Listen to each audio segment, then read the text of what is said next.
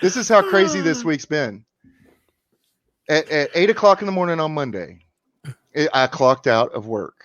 And I'm getting ready to go to bed. I'm about to get in the shower, and somebody's banging on my door. Bang, bang, bang. I mean, like, furiously banging. Okay. Open my door, and this one of the most beautiful 30 to 35-year-old girls I've ever seen. She weighs about 120 pounds, triple D's, round. I mean, just beautiful. But she had her nose looked like somebody had thrown her to the concrete and scraped it real bad right here.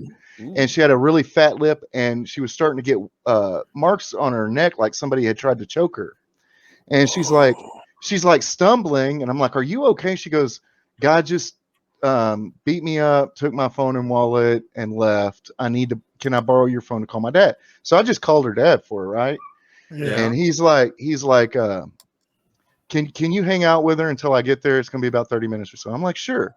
I had to almost carry her to her house, which is, I live in a set of duplexes. There's 4 of them, and I live on one corner, and evidently she just moved in on the other. Well, she's drunk. It's now 8:30 to 9 o'clock in the morning, and she's so drunk she can't stand up.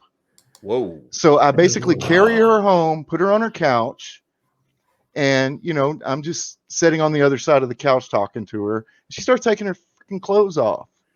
Whoa. And I'm like, out. I stand up and I said, I think I'm going to go outside, know? Yeah. She's like, no, it's okay. It's okay. I'm like, no, it's no, not. it's not. No. She goes, but what if I'm willing? I'm like, you're drunk. You're not. Okay. Yeah. No. You're not. No, that's That's a smart choice. Yeah. I go outside. Her dad finally gets there, and I'm like, dude, this is the thing. He's like, she has mental problems, and she's on disability. When she gets her check, she drinks through it until it's gone. Oh man. Wow. And I'm thinking all the way back to my house, God, stop doing this to me. You put this girl on my doorstep.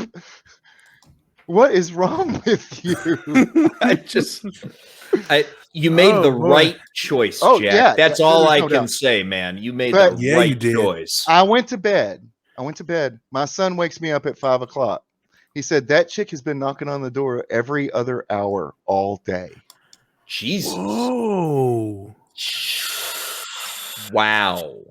Well, good luck going forward with that one, because that's Well, here's the thing. Yeah. The very next day, she got her daughter back, because evidently they have shared custody, and apparently she doesn't drink while she's got her daughter. That's actually a good commendable That's a good thing.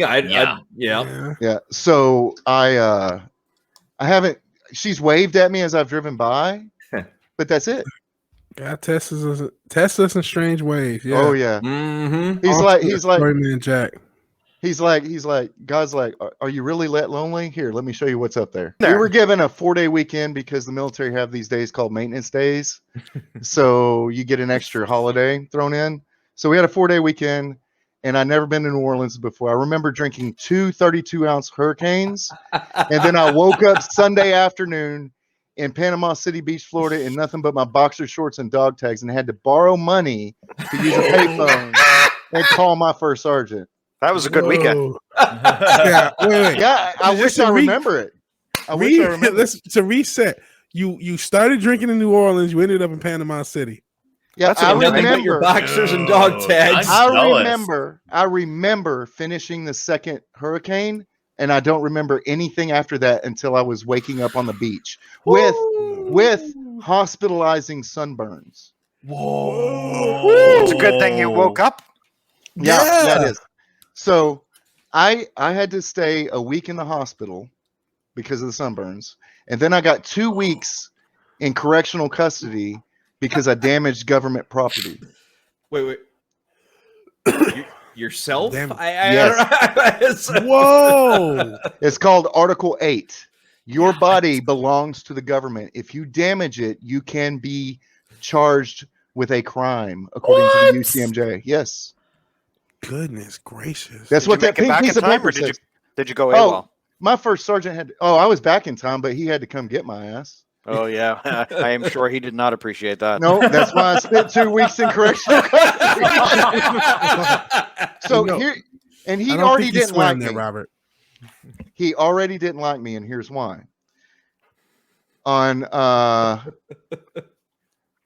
first Mardi Gras, they call everybody up, right?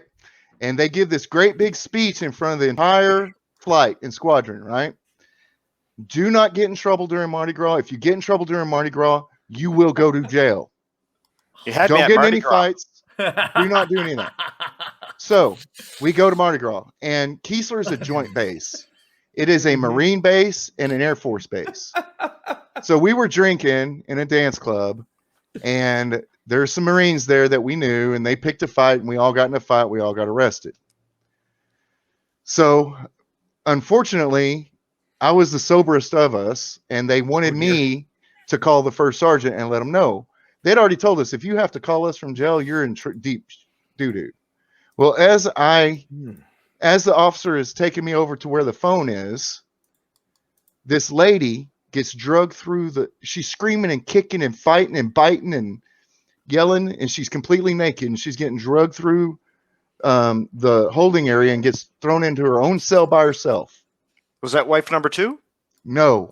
That was wife number 1. So I get on the phone. So I just smiled to myself. I know I'm safe now. So I get on the phone, and I'll tell you why in a second. My first sergeant goes, Airman Sisk, your commanding officer told you. I said, stop right there. She just got drugged through here and sit in a holding cell, and she's naked. Oh, that bastard hung up on me. Captain Wow. Gee, you lived in an action movie. I tell people all the time that I used to have this really interesting life.